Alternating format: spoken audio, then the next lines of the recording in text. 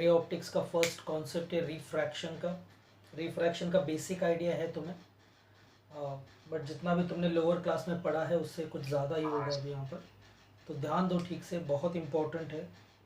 Lesson के start में हम रिफ्रैक्शन के बारे में समझेंगे, रिफ्रैक्टिव इंडेक्स के बारे में समझेंगे, रियल एंड अपेरेंट डेप्थ के बारे में समझेंगे। फिर हमें टोटल इंटरनल रिफ्लेक्शन देखना है, डिस्पर्जन देखना है, रेनबो फॉर्मेशन देखना है, मिराज फॉर्मेशन देखना है, ये बेसिक रिफ्रैक्शन के बारे में देखना है।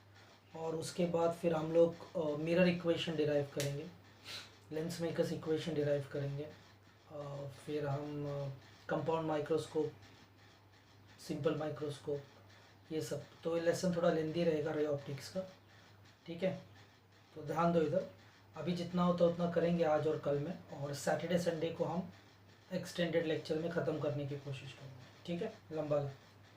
ध्यान दो, बेसिक रिफ्रैक्शन का मतलब क्या होता है, ये टर्म्स तुमको अच्छे से पता होना चाहिए क्योंकि इसको मैं बार बार यूज़ करने वाला हूँ। देखो यहाँ पर एज्यूम करो ये एक इंटरफेस है, इसके ऊपर मीडियम 1 है, यहाँ पे मीडियम 2 है। मीडियम 1 और 2 मतलब क्या, एग्जांपल ले लेते कि इधर एयर है और यहाँ पर वाटर है, ये सरफेस है वाटर का, इधर नीचे पानी है और इसके ऊपर जो है एयर है। एज्यूम करो रे ऑफ लाइट आके इस सरफेस पे इंसिडेंट हो रहा है, रे ऑफ लाइट आके सरफेस पे इंसिडेंट हो रहा है। जो रे इंसिडेंट होता है उसको हम कहते हैं इंसिडेंट रे, हम उसे कहते हैं इंसिडेंट रे। अब जिस पॉइंट पर आके वो इंसिडेंट हो रहा है वहां पर मैं एक इमेजिनरी नॉर्मल, एक इमेजिनरी परपेंडिकुलर लाइन ड्रॉ कर रहा हूं, एक इमेजिनरी लाइन ड्रॉ किया है, नहीं ऐसा कुछ। इस इमेजिनरी लाइन को हम कहते हैं नॉर्मल। तो ये एक इंटरफेस है, एक सरफेस है, इसके ऊपर एयर है और नीचे पानी है। रे ऑफ लाइट, लाइट आया और इस सरफेस पे आके हिट कर रहा है, जो रे आके हिट कर रहा है, इंसिडेंट कर रहा है, उस रे को हम इंसिडेंट रे बोलेंगे। जिस पॉइंट पर आके हिट कर रहा है वहां पर मैं एक परपेंडिकुलर ड्रॉ कर रहा हूँ, उस परपेंडिकुलर को एक इमेजिनरी लाइन है, ये एक्चुअल में एग्जिस्ट करता नहीं है, हम बस कैलकुलेशन के पर्पस के लिए बना रहे। ये एयर, एयर AIR, ध्यान दो, लिखो मत कुछ, देखो पहले, सुनो पूरी बात सुनो। देखो इधर हम बोल रहे हैं एक मीडियम 1 है, ये दूसरा मीडियम है, मीडियम नंबर 2। लाइट मीडियम 1 से आ रही है, मीडियम 1 एयर है, वहाँ से लाइट आ रही है और ये सरफेस पे आके इंसिडेंट हो रहा है, टकरा रहा है। जो रे आके सरफेस पे इंसिडेंट हो रहा है उस रे को हम कहते हैं इंसिडेंट रे, IR लिखा है इधर, इंसिडेंट रे। जिस पॉइंट पे आके टकरा रहा है उस पॉइंट पर मैंने एक परपेंडिकुलर ड्रॉ किया है, एक इमेजिनरी लाइन है ये। इस इमेजिनरी लाइन को हम कहते हैं नॉर्मल, इस परपेंडिकुलर को हम कहते हैं नॉर्मल। क्लियर है? अब ये रे ऑफ लाइट जब फर्स्ट मीडियम से सेकेंड मीडियम में एंटर होगा, एयर से जब वाटर में एंटर होगा, तो हम एक्सपेक्ट कर रहे हैं कि ये रे ऑफ लाइट सीधा जाए। ये रे ऑफ लाइट कैसे जाना चाहिए? सीधा, जैसे आया वैसे जाने चाहिए। बट हमने क्या नोटिस किया कि ये रे ऑफ लाइट थोड़ा सा बेंड हो जाता है टुवर्ड्स द नॉर्मल। किस तरफ बेंड हो गया? किसके तरफ आ गया वो? टुवर्ड्स द नॉर्मल, नॉर्मल के तरफ बेंड हो गया। तो हम एक्सपेक्ट कर रहे थे कि लाइट एंटर करके सीधा निकल जाए, बट हमें पता चला कि लाइट जब एक मीडियम से दूसरे मीडियम में एंटर होता है तो लाइट जो है वो बेंड हो जाता है। और इसी फिनोमिना को, यही bending of ray of light when light enters from one medium to another, इसी फिनोमिना को हम कहते हैं रिफ्रैक्शन। तो रिफ्रैक्शन का बेसिक मतलब क्या होता है कि बेंड होना, रे ऑफ लाइट बेंड होना। लाइट का बेंड होने के लिए कंडीशन क्या है? लाइट एक मीडियम से दूसरे मीडियम में जाना चाहिए। क्लियर है यहां तक? बोलो। हाँ सर। अब हाँ सर। ये जो रे ऑफ लाइट जो बेंड हुआ है, इस रे को हम कहते हैं रिफ्रैक्टेड रे, इसको हम बोलेंगे रिफ्रैक्टेड रे। तो जो लाइट आके सरफेस पे इंसिडेंट कर रहा है वो तुम्हारा इंसिडेंट रे, जो लाइट सरफेस पे आके इंसिडेंट कर रहा है वो तुम्हारा इंसिडेंट रे, जो दूसरे मीडियम में जाके बेंड होता है वो तुम्हारा रिफ्रैक्टेड रे। अब ये तुम्हारा नॉर्मल है, नॉर्मल तुम्हारा एक रेफरेंस पॉइंट जैसा काम करेगा। क्या करेगा देखो, angle made by incident ray with the normal, ये वाले एंगल की मैं बात कर रहा हूं, ये एंगल की, angle made by incident ray with the normal, इसे हम बोलते हैं एंगल ऑफ इंसिडेंस, इसे हम बोलेंगे एंगल ऑफ इंसिडेंस। तो एंगल ऑफ इंसिडेंस किसके बीच में बनता है, इंसिडेंट रे एंड नॉर्मल के बीच में। एंगल मेड बाय रिफ्रैक्टेड रे with the normal is angle of refraction. तो तुम्हारा कॉमन चीज क्या है, नॉर्मल, नॉर्मल के साथ हम एंगल को डिफाइन कर रहे हैं। तो इंसिडेंट रे जो नॉर्मल के साथ एंगल बनाता है वो है एंगल ऑफ इंसिडेंस। रिफ्रैक्टेड रे जिसको हम आर से डिनोट करते हैं, ये रिफ्रैक्टेड रे और नॉर्मल जो एंगल बनाता है वो है एंगल ऑफ रिफ्रैक्शन, और उसको हम स्मॉल आर से रिप्रेजेंट करते हैं, डिनोट करते हैं। तो ये तुम्हारा एंगल ऑफ इंसिडेंस है, ये एंगल ऑफ रिफ्रैक्शन है। अब सुनना, खत्म नहीं हुआ, ध्यान दो पहले अच्छे से। अब हम क्या एक्सपेक्ट कर रहे थे, हम सोच रहे थे कि रे ऑफ लाइट आएगा और सीधा जाएगा ना, ये एक्सपेक्टेड पाथ था क्या, नहीं क्या, बोलो, ये हमारा हम एक्सपेक्ट कर रहे थे कि लाइट ऐसा जाए सीधा, बोलो, बट वो बेंड हुआ है। तो यहां से इधर तक बेंड हुआ है, इधर से रे ऑफ लाइट इधर तक आ गया। ठीक से देखो, ये रे ऑफ लाइट इधर जाना चाहिए था, वो इतना एंगल अंदर चला गया, इसको बोलते हैं हम एंगल ऑफ डिविएशन। वो अपने पाथ से, अपने रास्ते से भटक गया हो, तो जाना चाहता था सीधा पर वो अंदर की तरफ बेंड हो गया। तो ये जो एंगल है, जो एक्सपेक्टेड पाथ और ऑब्जर्व्ड पाथ के बीच में, उसको हम डेल्टा से डिनोट करते हैं, ये होता है तुम्हारा एंगल ऑफ डिविएशन। तो एंगल ऑफ डिविएशन किसके बीच का एंगल है, जो तुम एक्सपेक्ट कर रहे थे वो पाथ और जो ऑब्जर्व किया रे ऑफ लाइट जहां से जा रहा है, उनके बीच का एंगल है एंगल ऑफ डिविएशन। तो ये टर्म्स को अच्छे से याद रखना है तुमको। आई का मतलब होता है एंगल ऑफ इंसिडेंस, सुन लो पहले, क्योंकि ये तुमने पहले भी किया है, पर जो आएगा इसके बाद आएगा। आर होता है एंगल ऑफ रिफ्रैक्शन, डेल्टा होता है angle of deviation, angle of deviation. और यहाँ पे हम एक रिलेशन निकाल रहे डेल्टा का, ये डेल्टा कितना है तो ठीक से देखना, ये एंगल आई है, ये I is equal to R plus delta, बोलो, ये आई, ये इक्वल है इस एंगल को, ये आई इक्वल है इस एंगल को, और ये एंगल पूरा का पूरा एंगल किससे बनता है, आर प्लस डेल्टा से बनता है, बराबर। आई इज इक्वल टू ये वर्टिकली अपोजिट, ठीक है। तो इधर से डेल्टा, तो I is equal to R plus delta है, तो डेल्टा कितना हो गया, आई माइनस आर, बोलो, डेल्टा कितना हो गया, आई माइनस आर। तो डेल्टा का वैल्यू होता है आई माइनस आर। खत्म नहीं हुआ, रुको, सुनो सुनो पहले ठीक से, क्योंकि रिफ्रैक्टिव इंडेक्स जब आएगा कॉन्सेप्ट, उसमें सब चीजें मैं एक साथ लेकर आऊंगा, ठीक से सुनना। इधर आई का मतलब होता है, डेल्टा का फॉर्मूला होता है angle of incidence minus angle of refraction. ये सिचुएशन में जो रे ऑफ लाइट है कहां से कहां ट्रैवल कर रहा है, रेरर मीडियम एयर से, डेंसर मीडियम वाटर। तो रेरर से जब डेंसर में रे ऑफ लाइट ट्रैवल करता है, तो जो रिफ्रैक्टेड रे होता है it moves towards the normal, normal के तरफ गया, बराबर है क्या नहीं, बोलो, ऐसा जाना चाहता था वो बेंड हो गया, किसके तरफ बेंड हो गया, नॉर्मल के तरफ बेंड हो गया। तो यहां पर रिफ्रैक्टेड रे, ये दिख रहा है कि नीचे का, मैं हट जाऊंगा तो दिखेगा, रिफ्रैक्टेड रे बेंड्स टुवर्ड्स द नॉर्मल। तो ये सिचुएशन क्या है, यहां पर रे ऑफ लाइट कहां से कहां जा रहा है, रेरर टू डेंसर। तो रेरर से डेंसर में जब जाता है तो ये सारी चीजें हमने नोटिस किया, ऑब्जर्व किया, और उसके बेसिस पर हमने कुछ चीजें डिफाइन की है, वो ये है।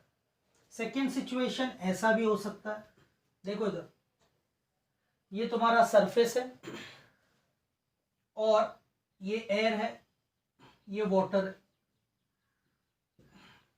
अब मैं उल्टा कर रहा हूं, रे ऑफ लाइट वाटर से एयर में जा रहा है, उल्टा डेंसर से रेरर मीडियम में जा रहा है। सेम चीज यहां से जिस पॉइंट पे हिट करता है, सबसे पहली चीज तो वहां पे एक परपेंडिकुलर ड्रॉ करो जिसको हम नॉर्मल कहते हैं। देखो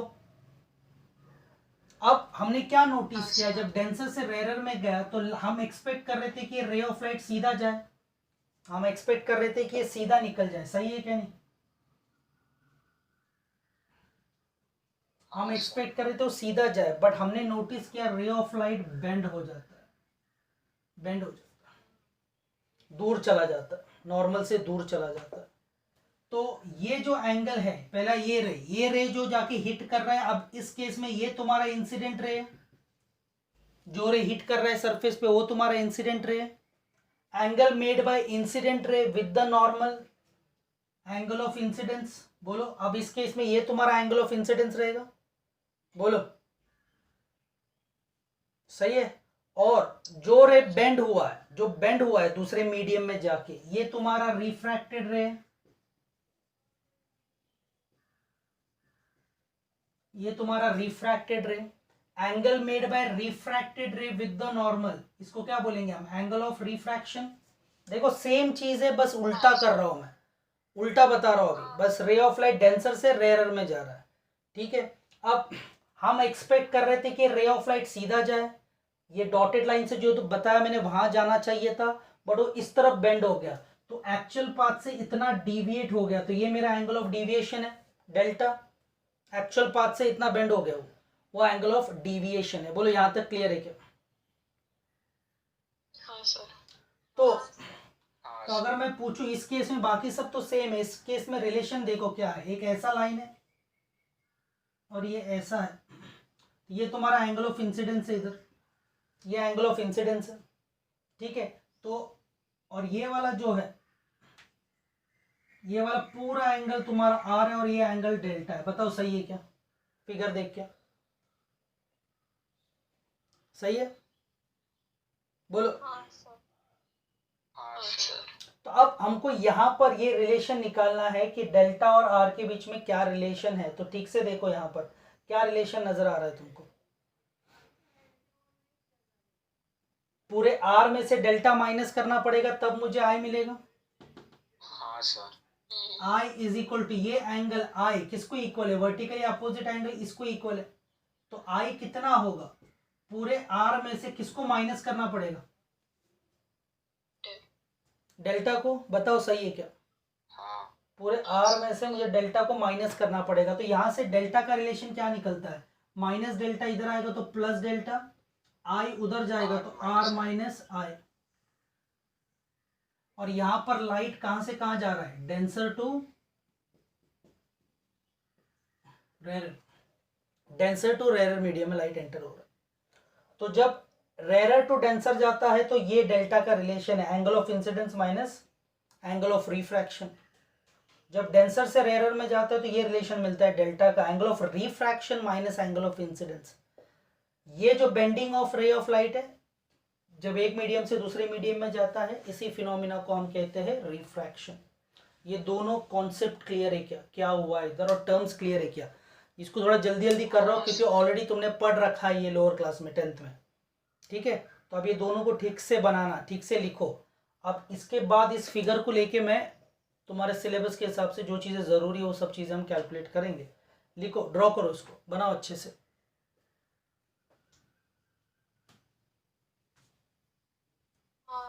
स्पीड बढ़ता है।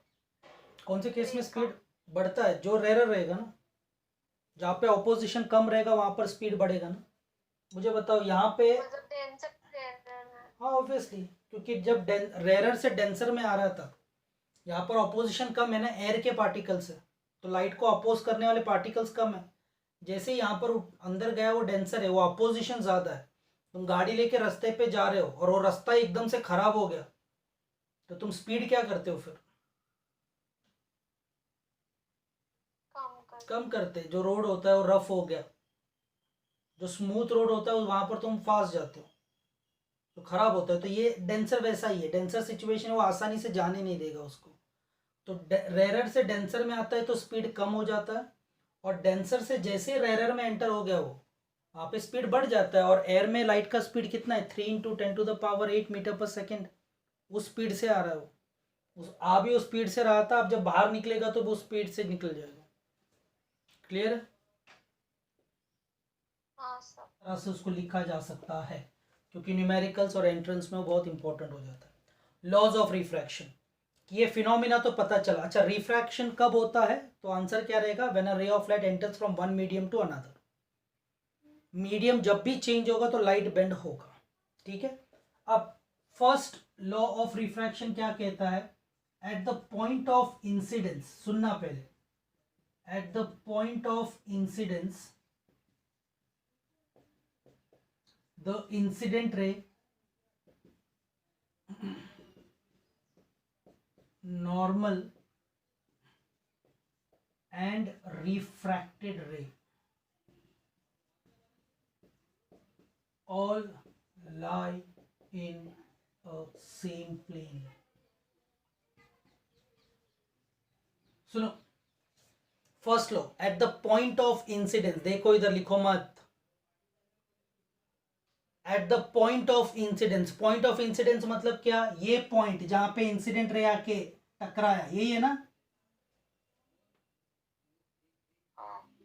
Eight the point of incidence, जहां पर रे इंसिडेंट हो रहा है, वहां से तुम अगर देखोगे तीनों रेस के, तीनों चीजों के पास कौन से तीन, incident ray, normal and refracted रे।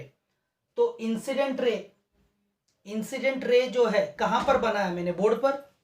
इंसिडेंट रे कहां ड्रॉ किया है मैंने, बोर्ड पर है। नॉर्मल किधर है, बोर्ड पर है। रिफ्रैक्टेड रे किधर है, बोर्ड पे ही है। मतलब all three lie in the same plane. बोलो, हाँ सर। क्या ऐसा हो रहा है कि इंसिडेंट रे यहां पर हिट कर रहा है और रिफ्रैक्टेड रे ऐसा तुम्हारे पास आ रहा है हवे में? बोलो। नहीं। तो at the point of incidence तुम अगर इंसिडेंट रे, क्योंकि जब तक कोई इंसिडेंट होता नहीं है तब तक वो नॉर्मल और रिफ्रैक्टेड रे पिक्चर में आता नहीं है, बराबर। बोलो। हाँ सर। तो at the point of incidence the incident ray, normal and the refracted ray all three lie in the same plane. तो इस केस में वो प्लेन क्या है, ये बोर्ड है। इंसिडेंट रे भी बोर्ड पे है, रिफ्रैक्टेड रे भी बोर्ड पे, और नॉर्मल भी बोर्ड पे ही है। मैं ये नहीं रिफ्रैक्टेड रे बाहर ड्रॉ कर रहा हूं इधर स्पेस में। क्लियर है क्या पहला लॉ? बोलो। हाँ सर। सेकेंड लॉ पहले देख लो। For a given pair of medium,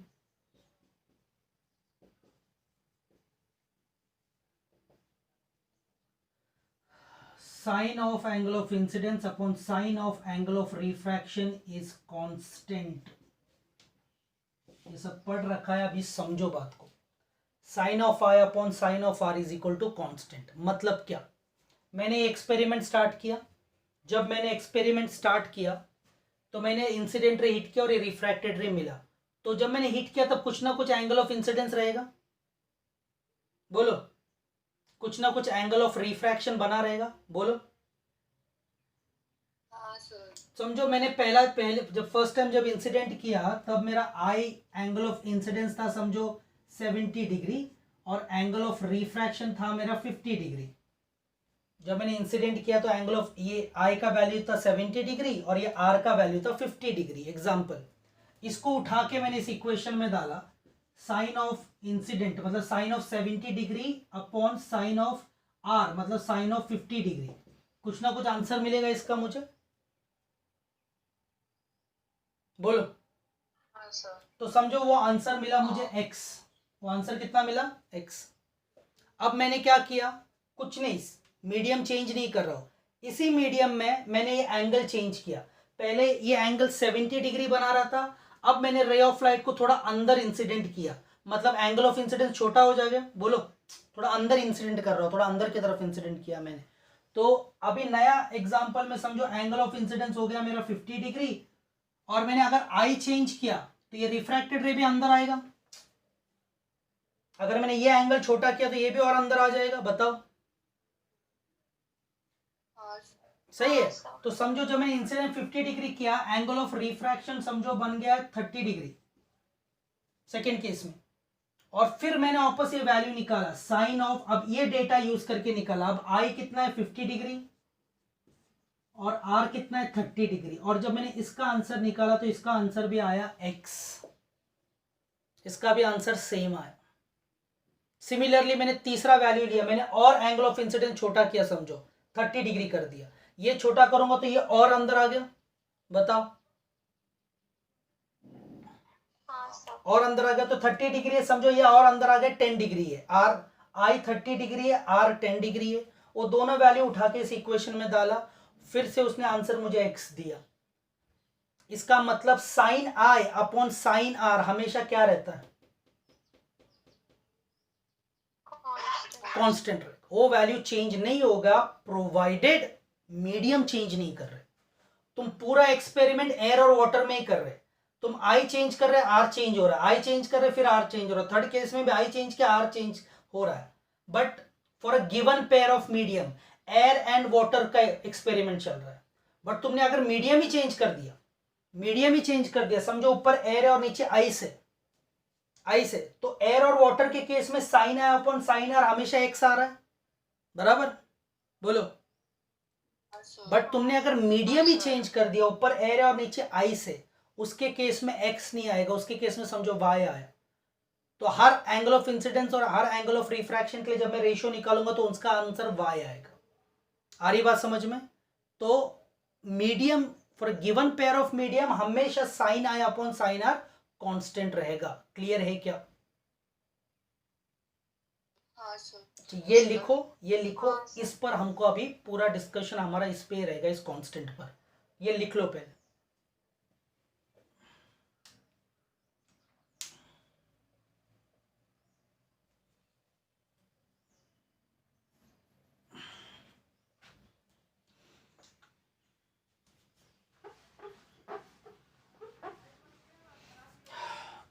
ये sine I upon sine R is equal to constant बोला है हमने।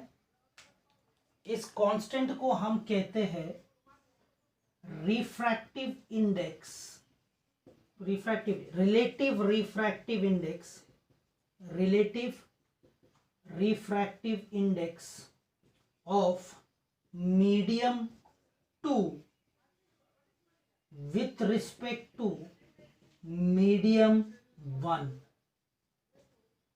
ये जो कांस्टेंट है उसको बोला जाता है रिफ्रैक्टिव इंडेक्स ऑफ, या relative refractive index of medium 2 with respect to 1, और इसको डिनोट करते हैं हम म्यू के सिंबल से, और ऐसा लिखते हैं refractive index of medium 2 with respect to medium 1। इसका मतलब मैं लिख सकता हूं sine I upon sine R is equal to refractive index of medium 2 with respect to medium 1। तो इस कांस्टेंट को क्या बोलेंगे हम? Relative refractive index of medium 2 with respect to medium 1। मतलब क्या है? सुनो सुनो, रिफ्रैक्टिव इंडेक्स का बेसिक मतलब होता है strength to bend the ray of light. Refractive index का मतलब होती है ताकत, कितना लाइट को बेंड कर सकता है। तो इसको हम बोल सकते हैं the strength of medium 2 to bend the ray of light with respect to medium 1। इधर मीडियम 1 में क्या है? एयर है, मीडियम 2 वाटर है, तो वाटर की ताकत की बात चल रही है। इधर वाटर में कितनी ताकत है लाइट को बेंड करने की, जब लाइट एयर से अंदर एंटर हो जाए। आई बात समझ में? क्योंकि बेंड कहां पर होता है? एयर में बेंड हुआ है कि वाटर में जाके बेंड हुआ? वाटर। तो जब हम रिफ्रैक्टिव इंडेक्स कैलकुलेट करते हैं तो रिफ्रैक्टिव इंडेक्स किसका होता है? उस मीडियम का होता है जिसने लाइट को बेंड किया। जिस मीडियम ने लाइट को बेंड किया उसकी ताकत होती है रिफ्रैक्टिव इंडेक्स।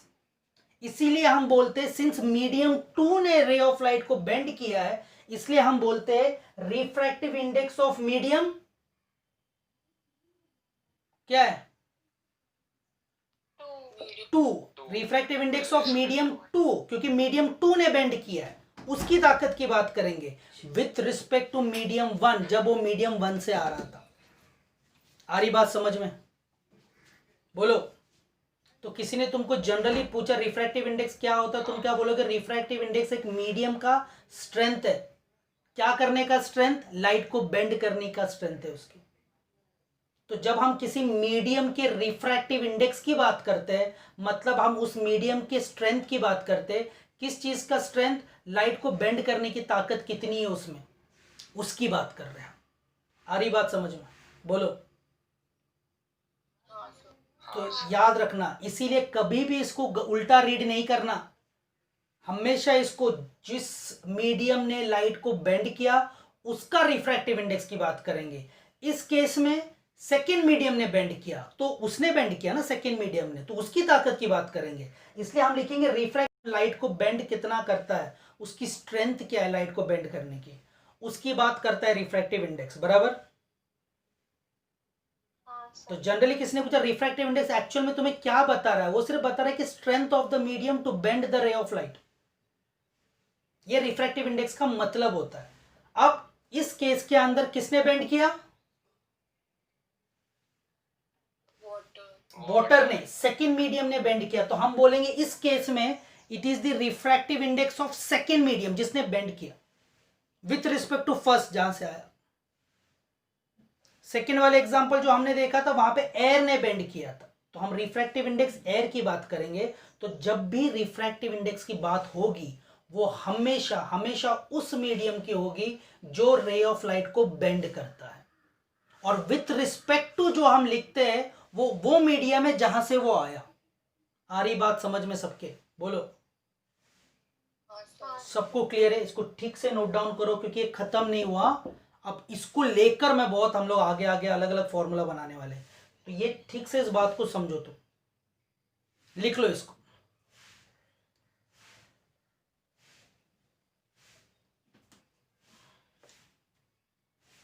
सिर्फ एक कॉपी मत करो, जो कुछ मैं समझा रहा हूं, जो वहां पे नहीं लिख रहा और मैं बोल रहा हूं वो भी थोड़ा एक्सप्लेन करो। हाँ सर। सिर्फ उठा के सिर्फ इतना ही मत लिखो। ये तो तुम्हारे टेक्स्ट बुक में लिखा है, उसका मतलब समझा रहा हूं। सबका हो गया? हाँ सर। अभी ध्यान दो। अब देखो, इसी चीज को प्रूफ करने का एक और तरीका है, उससे निकल कर आता है एक और फॉर्मूला।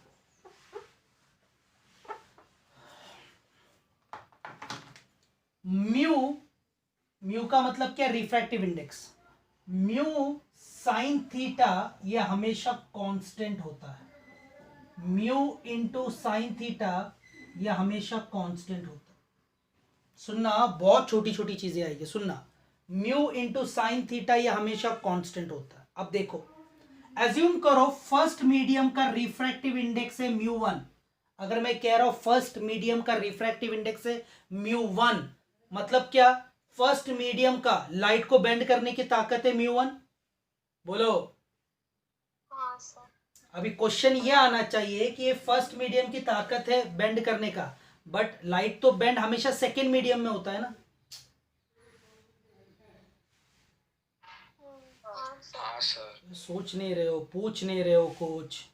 ध्यान दो इधर। मैंने तब से मैं चिल्ला रहा हूं, लाइट हमेशा सेकेंड मीडियम में जाके बेंड होता है। जब मीडियम चेंज होता है तब बेंड होता है।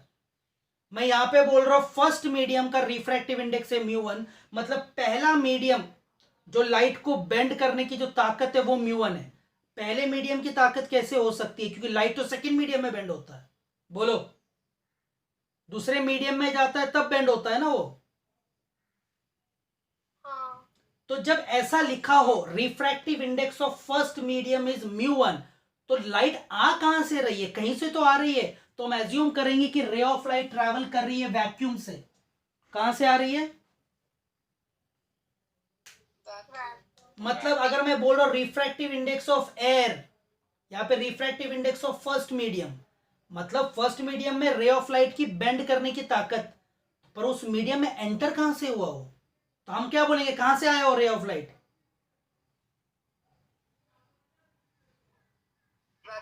वैक्यूम से। इसका मतलब अभी दो मीडियम बने कि नहीं बने? फर्स्ट मीडियम एक्चुअल में वैक्यूम था, वैक्यूम से एयर में एंटर हुआ तब बेंड किया एयर ने। बोलो। वैसे ही अगर मैं बोलूं सेकेंड मीडियम का रिफ्रैक्टिव इंडेक्स है μ2, कितना है μ2। इसके पहले मैं क्या लिख रहा था, refractive index of second medium with respect to first, बराबर। यहां पर मैं फर्स्ट कुछ नहीं लिख रहा हूं, मैं सिर्फ बोल रहा हूं कि सेकेंड मीडियम का रिफ्रैक्टिव इंडेक्स है μ2। तो अगर विथ रिस्पेक्ट टू मेंशन नहीं किया कि भाई आ कहां से रहा है लाइट, आ कहां से रहा है, तो तुम हमेशा क्या एज्यूम करोगे, लाइट कहां से आ रहा है, वैक्यूम से आ रहा है। कहां से आ रहा है, वैक्यूम से आ रहा है। तो याद रखना, हमने एक चीज पढ़ी है कि refractive index of this medium with respect to something रहता है, जिसकी जो बेंड कर रहा है उसकी ताकत विथ रिस्पेक्ट टू जहां से आ रहा है वो, बोलो, यही पढ़ा है हमने। बट अगर उन्होंने स्पेसिफाई नहीं किया, सिर्फ इतना बोल दिया refractive index of third medium, refractive index of glass, refractive index of water, refractive index of water इतना है, रिफ्रैक्टिव इंडेक्स ऑफ डायमंड इतना है। आवाज आ रही है,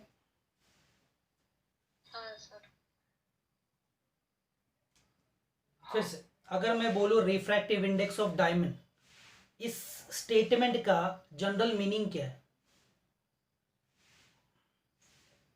विद रिस्पेक्ट टू वैक्यूम।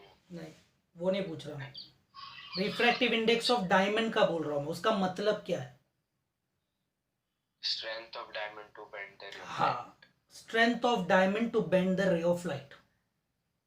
फिर क्वेश्चन ये आना चाहिए कि ठीक है डायमंड लाइट को बेंड करेगा, ठीक है, बट वो रे ऑफ लाइट आ कहां से रहा है, अगर वो स्पेसिफाई नहीं किया है, इसका मतलब हम क्या एज्यूम करेंगे, वो क्या है, फर्स्ट मीडियम क्या है, वैक्यूम से।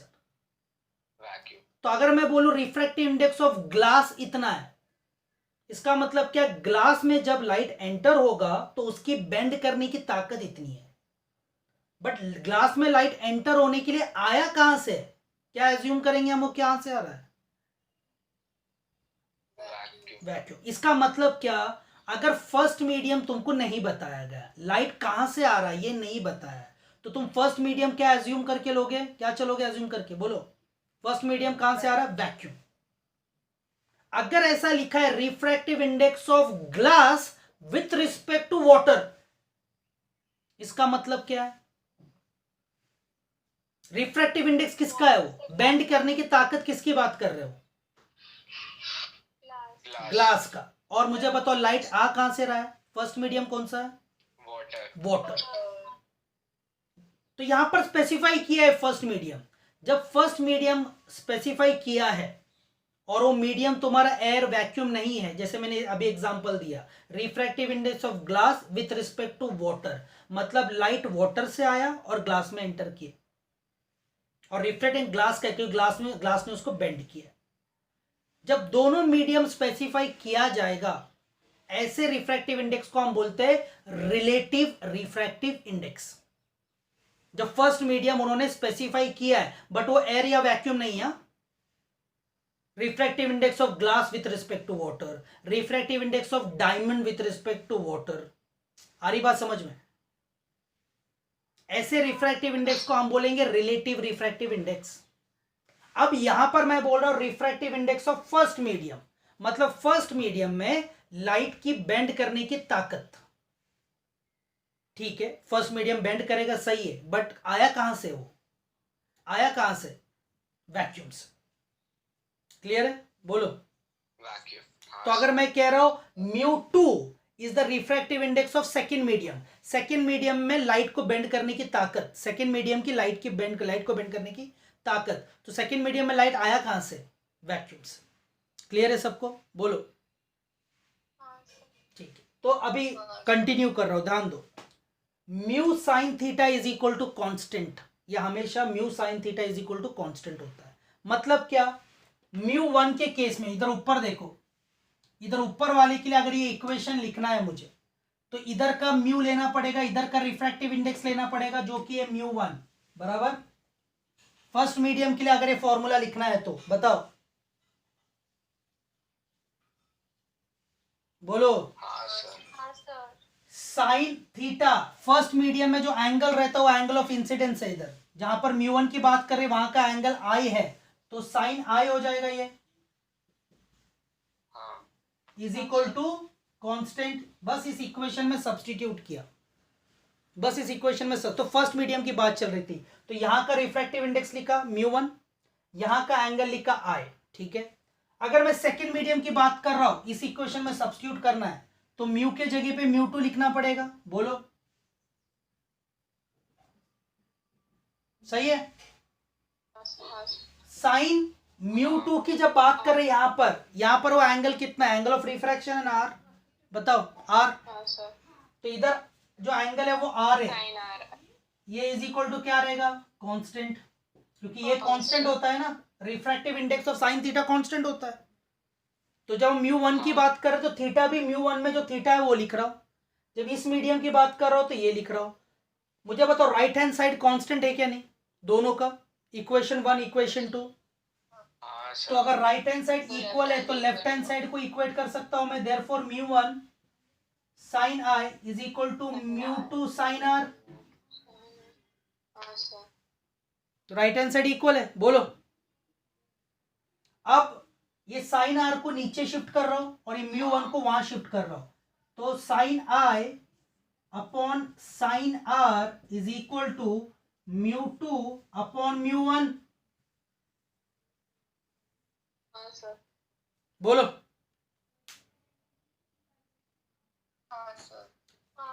हमने क्या पढ़ा है, हमने पढ़ा है कि साइन I, ये तो इस इक्वेशन से हमने बनाया, पर पहले हमने पढ़ा है कि sine I upon sine R क्या होता है, refractive index of second medium with respect to first. हाँ सर। मतलब sine I upon sine R को हम μ2 अपॉन μ1 लिख सकते हैं, बराबर। हम इस तरह से लिख सकते हैं। और एक और फॉर्मूला है, वो है speed of light in the first medium upon speed of light in the second medium. मतलब क्या, मैं ऐसा लिखता हूं इसको, refractive index of second medium with respect to first, इसको कैसे लिख सकता हूं मैं, μ2 अपॉन μ1। इसको कैसे लिख सकता हूं मैं, sine I upon sine R। बोलो। और इसको कैसे लिख सकता हूं, speed of light in the first medium upon speed of light in the second medium. मतलब अगर तुम्हें क्वेश्चन आया calculate the refractive index of water with respect to glass, refractive index of water with respect to glass, वो calculate करने की तुम्हारे पास 3 formula है।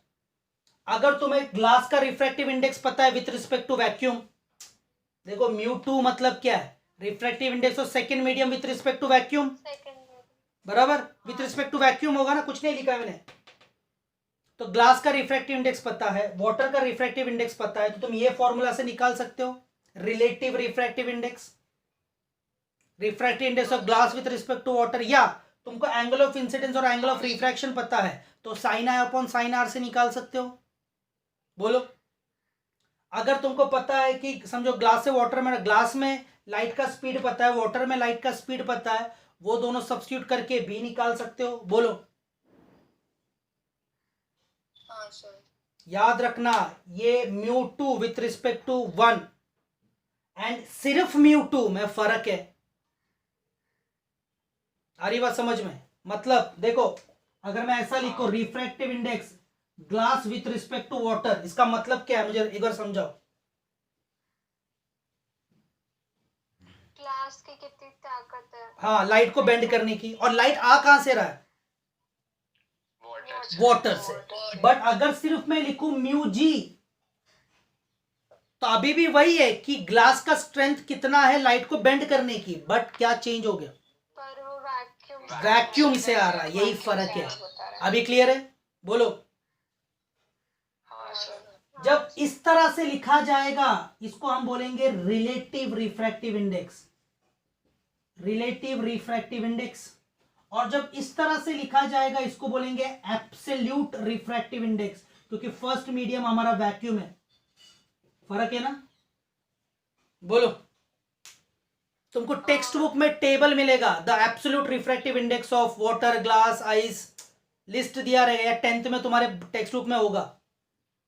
10th के टेक्स्ट बुक में होगा, देखो एक पेज रहेगा जहां पर डायमंड का रिफ्रैक्टिव इंडेक्स दिया है, ग्लास का दिया है, वाटर का दिया है, सर और तुम सीधा उस कॉलम के ऊपर पढ़ोगे ना, उधर लिखा है एब्सोल्यूट रिफ्रैक्टिव इंडेक्स। वो सारे के सारे एब्सोल्यूट रिफ्रैक्टिव इंडेक्स है, मतलब वो सारे केसेस में फर्स्ट मीडियम मेरा वैक्यूम है। बोलो, फर्स्ट मीडियम क्या है? वैक्यूम। क्लियर है सबको? फर्क क्लियर है? हाँ सर। चलो लिखो इसको, ठीक से लिखो।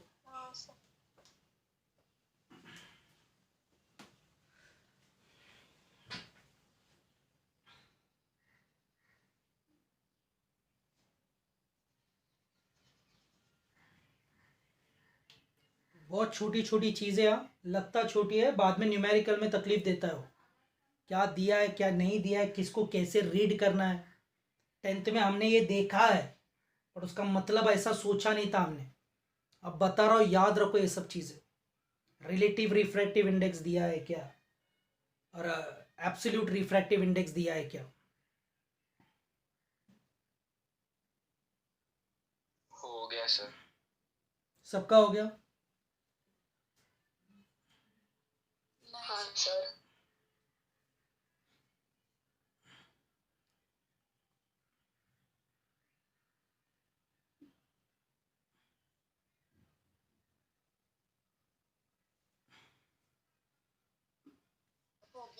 हो गया, ठीक। अब सुनना, सुनना ठीक से, क्योंकि ख़त्म नहीं होता है, क्योंकि अभी 10th में तो है नहीं ना हम, हाँ ना 11th में। तो अब बातें बहुत आगे तक जाने वाली है, ज़रा बहुत आगे तक, ठीक से देखना।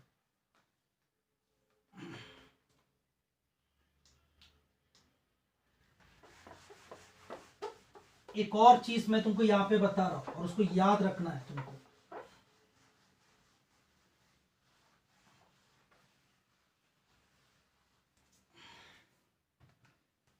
अभी मैंने क्या बोला था तुमको कि mu product of mu refractive index और साइन थीटा क्या होता है? कांस्टेंट। कांस्टेंट। कांस्टेंट होता है। सेम चीज कर रहा हूं, देखो अगर मैं फर्स्ट मीडियम की बात करूं तो इसका रिफ्रैक्टिव इंडेक्स है μ1, और वहां पे एंगल है साइन आर, और हमने प्रूफ किया था ये which is equal to μ2 sine R, बराबर। इसके जस्ट पहले किया था हमने। और sine I upon sine R क्या मिला था हमें? μ2, म्यू2 अपॉन म्यू1। और जिसको हम ऐसा लिख सकते हैं, क्योंकि sine I upon sine R, तो उसका मतलब ये है, वो यहां से प्रूफ किया, बट ये तो हमने पहले लिखा है ना। बोलो।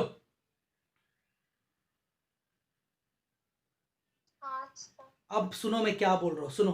हाँ। एज्यूम करो मैंने यहां से रे ऑफ लाइट आया इधर, मैंने यहां पे मिरर लगाया। क्या लगाया? मिरर।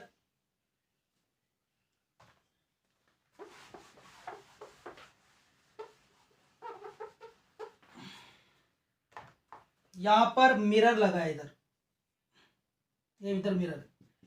मिरर को हिट करके लाइट वापस रिफ्लेक्ट होगा, और जब रिफ्लेक्ट होता है तो याद रखना है तुम्हें, light traces its own path. पीछे जिस पाथ से वो आया था उसी रास्ते से वो वापस जाएगा। तो जैसे मैंने मिरर रखा, अब सिचुएशन देखो, हिट करके रिफ्लेक्ट हुआ कि नहीं हुआ? पीछे गया।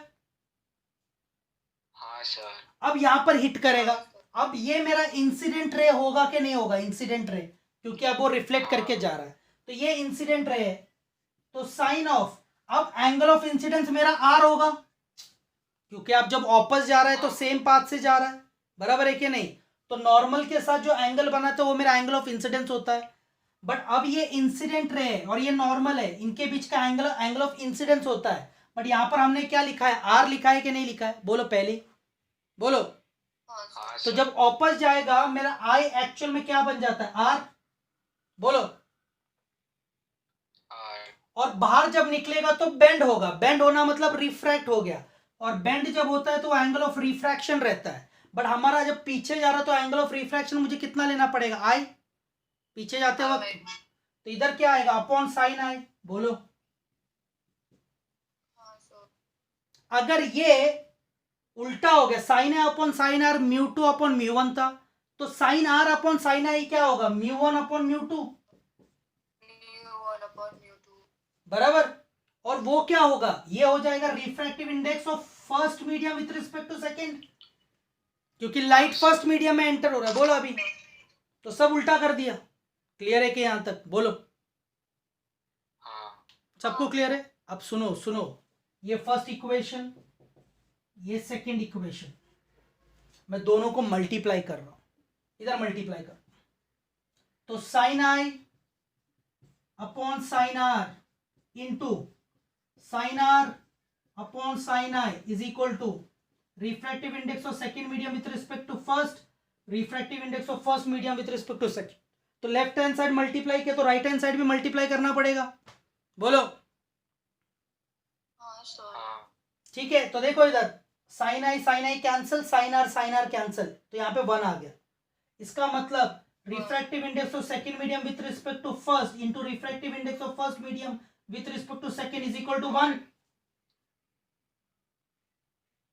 बोलो, हाँ सर। इसका मतलब अगर मैं इसको नीचे ले लूं तो refractive index of second medium with respect to first is equal to 1 upon refractive index of first medium with respect to second.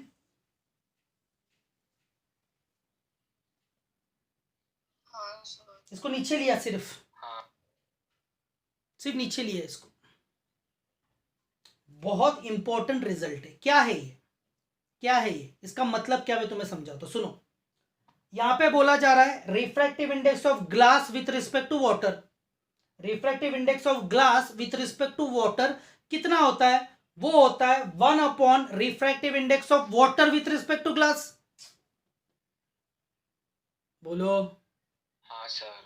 Refractive index of 2 with respect to 1 is equal to क्या है? 1 upon refractive index of 1 with respect to 2। ये formula आया कि नहीं आया? बोलो, ये equation बना कि नहीं बना? इसका मतलब कैसे निकाले? मतलब अगर तुम्हें दिया है, समझो तुमको दिया है refractive index of glass with respect to water, देखो तुमको बोला है refractive index of glass with respect to water दिया है, समझो 2, और तुम्हें पूछा जा रहा है calculate refractive index of water with respect to glass. तो कैलकुलेट कर सकते कि नहीं कर सकते डायरेक्ट? तो refractive index of glass with respect to water क्या होगा? 1 upon refractive index of glass with respect to water. बोलो, तो तुम्हें refractive index of glass with respect to water दिया है 2, और तुम्हें पूछा जा रहा है calculate refractive index of water with respect to glass. 1/2। तो 1 upon refractive index of glass, देखो इधर 2 है, इधर 1 है, तो इधर 1 इधर 2 हो गया। बराबर है क्या नहीं? बोलो, हाँ सर। मतलब तुम डायरेक्ट आंसर निकाल सकते हैं कि नहीं? अगर तुम्हें refractive index of glass with respect to water पता है, तो refractive index of water with respect to glass क्या होगा? रेसिप्रोकल। रेसिप्रोकल। हाँ सर।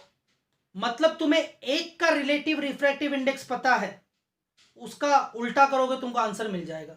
मतलब तुमको बोला गया refractive index of glass with respect to ice is 5, refractive index of glass with respect to ice is 5, तो what is the refractive index of ice with respect to glass? 1/5। आई बात समझ में?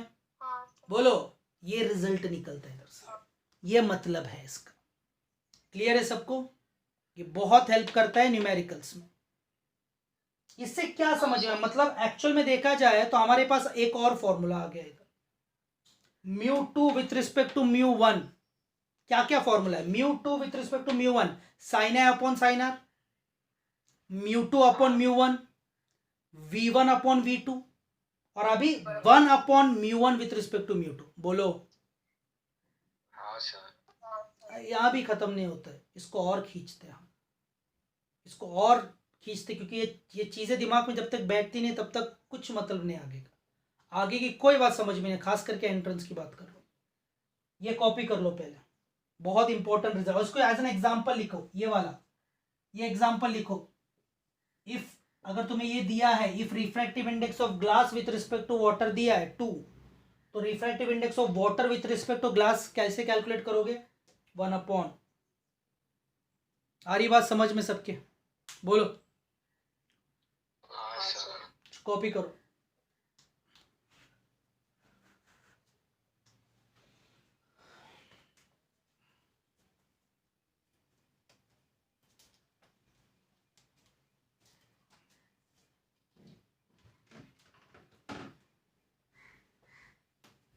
देखो अब जो भी बात हमें समझ में आ गई उससे एक और रिजल्ट निकाल रहा हूं इधर, ठीक से देखो। एज्यूम करो इधर 3 मीडियम बना रहा हूं मैं, यहाँ पे 3 मीडियम,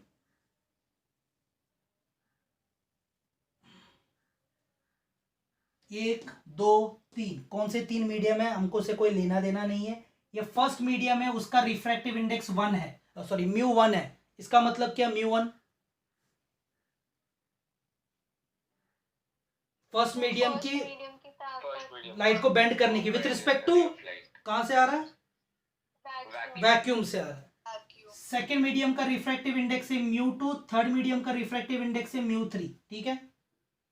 मैं विथ रिस्पेक्ट टू नहीं लिख रहा हूं, इसका मतलब इनका वैल्यू कहां से कैलकुलेट किया हमने, with respect to vacuum calculate करके रखा है। वैक्यूम। अब सुनो, ये एयर है बाहर, एयर से एक रे ऑफ लाइट आया, हिट किया इधर सरफेस पर, ये नॉर्मल, ये मेरा एंगल ऑफ इंसिडेंस, बोलो बराबर। एज्यूम करो इधर एंगल ऑफ इंसिडेंस है मेरा I1, जैसे एयर से इस मीडियम में एंटर होगा लाइट बेंड हो जाएगा, बोलो।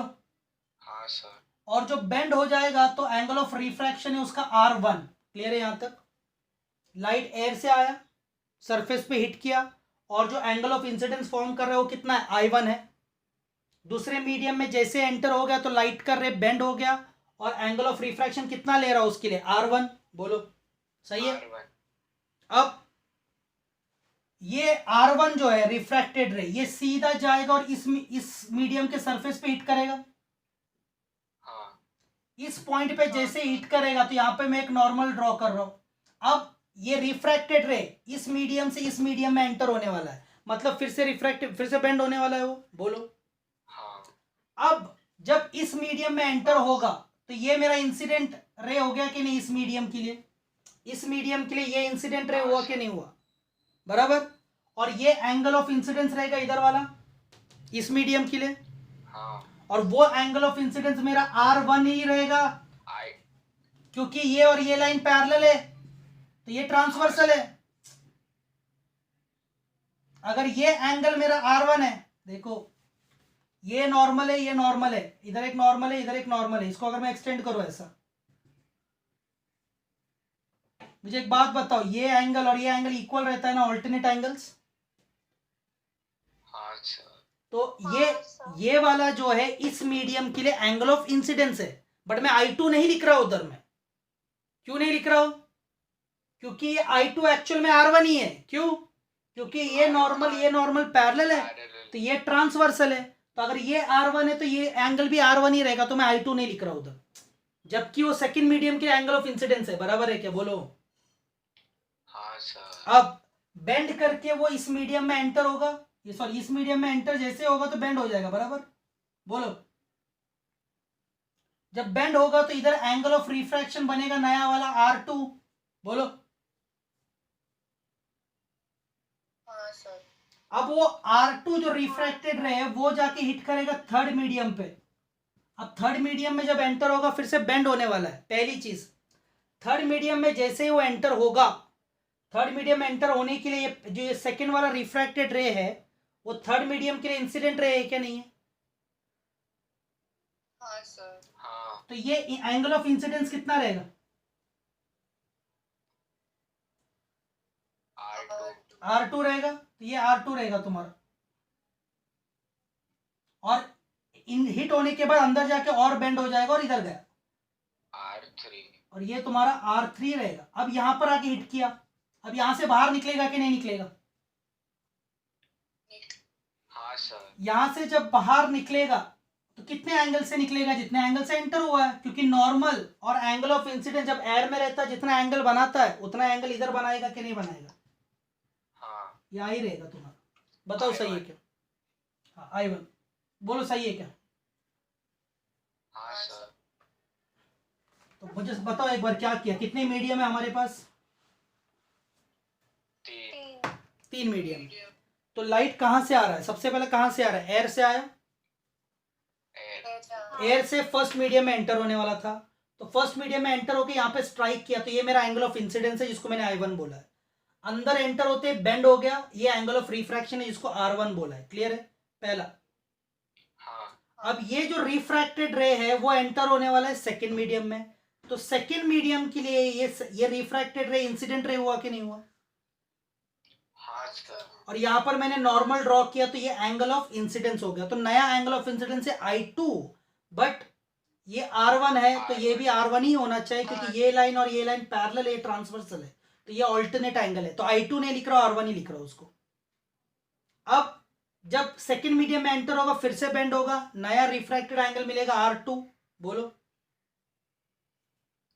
हाँ अब वो R2 जो है वो थर्ड मीडियम के लिए इंसिडेंट रहे, थर्ड मीडियम के लिए इंसिडेंट रहे, बोलो। तो यहां पे अगर नॉर्मल लू और यहां पर एंगल ऑफ इंसिडेंस लिखूं तो I3 नहीं आएगा उधर। अगर ये R2 है तो ये भी R2 है क्योंकि ये ट्रांसवर्सल है और ये ऑल्टरनेट एंगल है, बोलो। थर्ड मीडियम में जाके फिर बेंड हो गया, नया रिफ्रैक्टेड एंगल R3 मिला, और यहां से जब बाहर निकलेगा फिर से एयर में आ रहा है, एयर में नॉर्मल और इस लाइट के बीच में कितना एंगल होता है? I1, इधर I1 था तो इधर भी I1 ही रहेगा। क्लियर है सबको, बोलो। अब एयर का रिफ्रैक्टिव इंडेक्स अप्रोक्सीमेटली 1 होता है, कितना होता है? 1 होता है। अब सुनो मैंने तुमको क्या बोला? Mu sine theta is equal to constant, याद है? Mu sine theta is equal to constant. हमने जो इक्वेशन बनाया था वैसे इक्वेशन बना रहा हूं। पहले ये दो मीडियम की बात करता हूं, तो हमारा इक्वेशन क्या था? μ1 sine I is equal to μ2 sine R, बराबर। μ1 मतलब क्या? आई में एयर, देखो ये दोनों की बात कर रहा है, एयर और ये मीडियम की बात कर रहा हूं, तो हमने क्या पढ़ा है? μ1 sine I is equal to μ2 sine R। पहले ये दो मीडियम की बात करो, एयर और इस मीडियम की बात करो, तो एयर का μ रिफ्रैक्टिव इंडेक्स कितना है? 1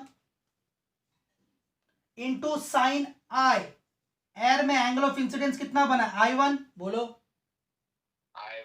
इज इक्वल टू μ2 मतलब इसका रिफ्रैक्टिव इंडेक्स μ1, बोलो, into sine of angle of refraction कितना है? R1, बोलो। सही है क्या? सही है, ये फर्स्ट। अब ये दो मीडियम की बात करते हैं, ये दो मीडियम की, वो फॉर्मूला से पहले इसका रिफ्रैक्टिव इंडेक्स लिखो जो कि है μ1, बोलो।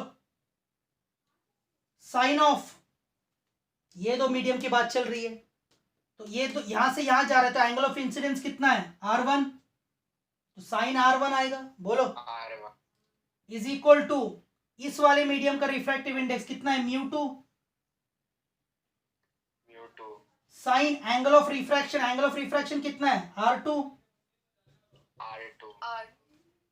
अब इसकी और इसकी बात करते, पहले यहां पर जो लिखते हो तुम फर्स्ट इस मीडियम का लिखोगे, क्या लिखोगे? पहले μ2 साइन ऑफ, यहां से इधर जा रहा है तो इंसिडेंट एंगल कितना है? R2। यहां पर एंटर हो रहा है तो μ3 साइन R3, बोलो। थर्ड इक्वेशन, बोलो। सेम इक्वेशन अभी इधर से एयर में एंटर हो रहा है, तो पहले रिफ्रैक्टिव इंडेक्स इसका μ3 साइन R3 रहेगा इधर, बोलो। इज इक्वल टू इसका रिफ्रैक्टिव इंडेक्स किधर आया? एयर में आया ना? हाँ, एयर का रिफ्रैक्टिव इंडेक्स 1 साइन I1। ये तुम्हारा फोर्थ इक्वेशन है, बोलो। सबको क्लियर है? हाँ सर। यहां से रिजल्ट निकाले, इधर से सब कनेक्टेड है एक दूसरे के साथ। I1 सॉरी, I1 मैंने गलत लिखा। इधर से हम ये लेकर आए, क्लियर है सबको, बोलो। अब मैं क्या कर रहा हूं? चारों इक्वेशन को मल्टीप्लाई करना है। चारों इक्वेशन को क्या करना है मुझे? मल्टीप्लाई करने से पहले काम कर देते हैं हम। ये फर्स्ट इक्वेशन को मैं ऐसा लिख सकता हूं क्या? Sine I1 upon sine R1 is equal to μ1 upon 1। ये इधर नीचे लिया, 1 को उस तरह शिफ्ट किया, ठीक है, फर्स्ट इक्वेशन को। ये फर्स्ट इक्वेशन को मैंने मॉडिफाई कर दिया, इसको इक्वेशन नंबर 5 बोलता हूं। सेकेंड इक्वेशन को मॉडिफाई कर रहा हूं, ये साइन R2 नीचे ले रहा हूं, ये होगा sine R1 upon sine R2 is equal to क्या, ये म्यू वन इधर चला जाएगा, ये हो जाएगा mu two upon mu one. μ2/μ1। हाँ सर। थर्ड इक्वेशन को मॉडिफाई कर रहा हूं, साइन R3 नीचे ले रहा हूं, तो ये होगा sine R2 upon sine R3 (R3) is equal to क्या होगा, μ3 अपॉन μ2। μ3/μ2। Seventh equation. फोर्थ इधर sine R3 upon 1 is equal to 1 upon μ3। बोलो μ3। हाँ सर। सबको क्लियर है क्या? हाँ। तो ये 4 इक्वेशन थे, उसको मॉडिफाई करके ऐसा बना। अब मैं ये जो 5 से लेकर 8 तक, 5 से लेकर 8 तक मैं इनको मल्टीप्लाई कर रहा हूं। जैसे ही तुम मल्टीप्लाई करोगे लेफ्ट हैंड साइड पूरा कैंसिल हो जाएगा। देखो चेक करो, साइन I1 रहेगा सर यहाँ पर I1 है ना sir, sine R3 upon sine I। हाँ इधर साइन I1 है। साइन I1 होगा। तो देखो इधर ये साइन I1 और ये साइन I1 कैंसिल हो जाएगा, ये न्यूमरेटर में डिनोमिनेटर जब मैं मल्टीप्लाई करूंगा, इधर साइन R1 डिनोमिनेटर, ये न्यूमरेटर में R1 कैंसिल हो जाएगा। बोलो जब मल्टीप्लाई करूंगा तो साइन R2 और ये साइन R2 कैंसिल हो जाएगा, ये डिनोमिनेटर में न्यूमरेटर में। सिमिलरली ये साइन R3 और ये साइन R3 कैंसिल, मतलब लेफ्ट हैंड साइड पूरा कैंसिल होके 1 हो जाएगा। बोलो इसका मतलब जो हमें दिक्कत आएगा वो ये दिखेगा तुमको, μ1 into μ2 upon μ1 into μ3 upon μ2 into 1 upon μ3 is equal to 1। Left hand side multiply करोगे तो राइट हैंड साइड भी मल्टीप्लाई करना पड़ेगा, तो राइट हैंड साइड तुमने मल्टीप्लाई किया और ये लेफ्ट हैंड साइड का मल्टीप्लिकेशन का आंसर आ रहा है 1। बोलो यहां तक क्लियर है क्या? हाँ सर। अब इसको मैं अलग अलग तरीके से लिख सकता हूं, पहले ये कॉपी करो, ये कॉपी करो, जगह चाहिए होगी, कॉपी करो। नहीं कर रहा हूं, देखो बहुत इंपॉर्टेंट रिजल्ट निकलता है। देखो ठीक से क्या कर रहा हूं, देखो μ1 इंटू 1 अपॉन μ3, तो μ1 इंटू 1, तो मैं इसको लिख सकता हूं क्या, μ1 अपॉन μ3, μ1 इंटू 1, μ1 अपॉन μ3। बहुत इंपॉर्टेंट है, सुनो, μ1 इंटू 1 अपॉन μ3 लिख सकता हूं क्या, μ1 अपॉन μ3 इंटू जो रिमेनिंग है तुम्हारा μ2 upon μ1 as it is into μ3 upon μ2 as it is equal to 1। बस इधर μ1 को इधर इसके साथ लिखा, μ3 के साथ लिखा बस, बाकी ये μ2 अपॉन μ1 और μ3 अपॉन μ2 एज इट इज है। बोलो सही है?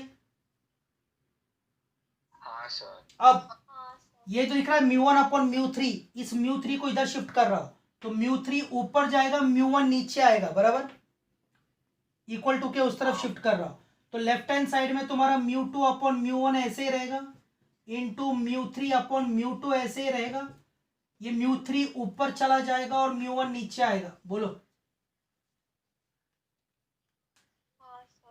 ये जो हमने लिखा इधर, इसको मैं लिख सकता हूं refractive index of second medium with respect to first, हाँ सर, इंटू इसको लिख सकता हूं refractive index of third medium with respect to second,